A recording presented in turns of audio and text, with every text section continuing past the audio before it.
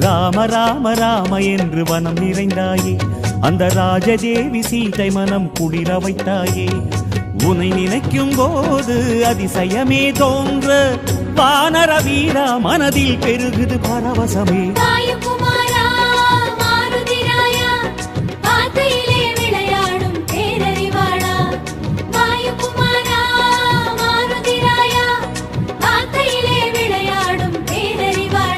மலை தாண்டி வந்தாயே, கடல் தாண்டி வந்தாயே, அந்த மிதிலாவின் ஜானகியை காண.